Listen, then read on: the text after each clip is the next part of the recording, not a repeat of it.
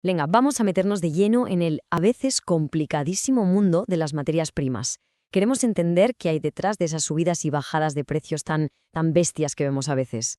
Seguro que alguna vez ha surgido la pregunta de por qué el precio de la gasolina o lo que pagamos en el súper puede cambiar de forma tan radical y sobre todo tan rápido. Pues bien, la respuesta está en una mezcla muy potente de factores: economía, eventos mundiales y sí, hasta el tiempo que hace. A ver, para poder entender de verdad toda esta volatilidad, lo primero es pillar el concepto clave, la idea fundamental sobre la que se apoya todo este mercado. Y ese concepto es la inelasticidad.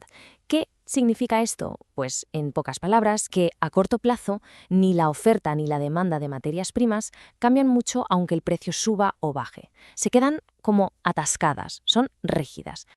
Mirad, este contraste lo deja clarísimo. Pensemos por un lado en algo como las camisetas. Si de repente todo el mundo quiere más, pues las fábricas se ponen a tope y producen más, los precios se mantienen más o menos estables. Pero, ¿y el petróleo? Si la demanda se dispara, no se pueden sacar plataformas petrolíferas de la nada de un día para otro. La producción no da más de sí. ¿Y qué pasa entonces? Pues que toda la presión va a una sola cosa, al precio. Y este se dispara. Y esto pasa con muchísimas materias primas. El petróleo, como hemos visto, necesita infraestructuras enormes que tardan años. Los cereales dependen de las cosechas, una vez al año y punto. Para abrir una mina de metal pueden pasar 10 años o más. Y si a esto le sumas que hay pocas reservas guardadas, pues tienes el cóctel perfecto.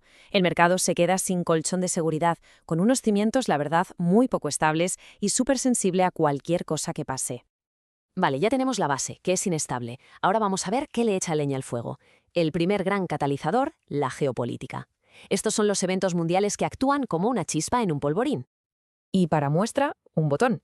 Fijaos en el impacto que tuvo el conflicto en Ucrania. Mirad los precios del petróleo antes y después. El salto fue masivo e inmediato. Estamos hablando de una subida de más de un 52%, casi nada.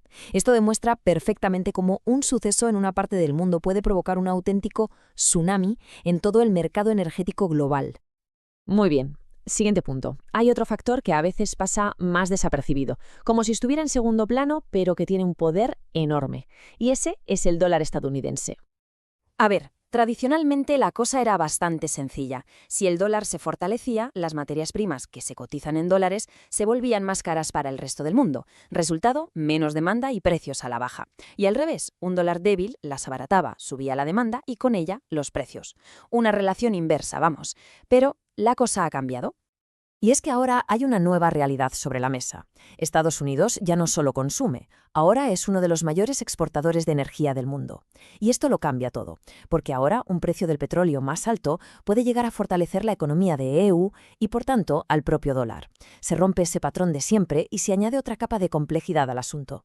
Pero no todos son fuerzas impersonales como las divisas. También hay actores muy poderosos que pueden, y de hecho lo hacen, mover el mercado a su antojo. Y el ejemplo más claro es, sin duda, la OPEP y sus aliados, lo que se conoce como OPEP Plus. Fijaos en el gráfico, controlan casi el 80% de las reservas de petróleo probadas del mundo. 80%. Con esas cifras, su capacidad para influir en la oferta es sencillamente brutal. Y claro, lo que hacen es jugar con eso. Abren o cierran el grifo de la producción con mucho cuidado para manejar los precios. Su objetivo es un equilibrio delicado, que los precios sean lo bastante altos para que ellos ganen mucho dinero, pero no tan altos como para que la gente deje de comprar. Un ejemplo perfecto fue su estrategia reciente de limitar los aumentos de producción. Pero hay un factor que se escapa al control de todos. No importa lo poderoso que sea un país o un cártel. Me refiero a la fuerza cada vez más impredecible y potente de la naturaleza, el cambio climático. Y esto está afectando de lleno a la agricultura. Para cultivos básicos como el maíz, el trigo o la soja, los fenómenos meteorológicos extremos ya no son algo raro, una excepción. Se están convirtiendo en una causa principal y cada vez más fuerte de que los precios se vuelvan locos. ¿Y las proyecciones? Bueno, asustan un poco. Hay estudios que calculan que el cambio climático podría llegar a multiplicar por 4 la volatilidad del precio del maíz en Estados Unidos. Por 4. Es una barbaridad. Entonces, ¿cuál es la conclusión de todo esto? Pues lo más importante es entender que ninguno de estos factores va por su cuenta. Al contrario, se juntan, se suman y se retroalimentan, creando lo que se conoce como la tormenta perfecta para la volatilidad. Haciendo un repaso rápido, partimos de una base que ya de por sí es inestable, esa oferta y demanda que no se mueven. A eso le sumamos los terremotos que provoca la geopolítica.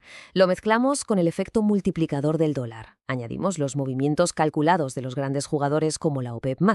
Y, para rematar, el factor impredecible, el comodín del cambio climático. Esto nos deja con una pregunta bastante seria sobre la mesa. En un mundo con cada vez más tensiones geopolíticas y un estrés climático que no para de crecer, ¿es esta volatilidad tan extrema la nueva normalidad? Entender cómo funcionan todas estas fuerzas es desde luego el primer paso para navegar un futuro en el que la estabilidad de precios tal vez sea solo un recuerdo del pasado.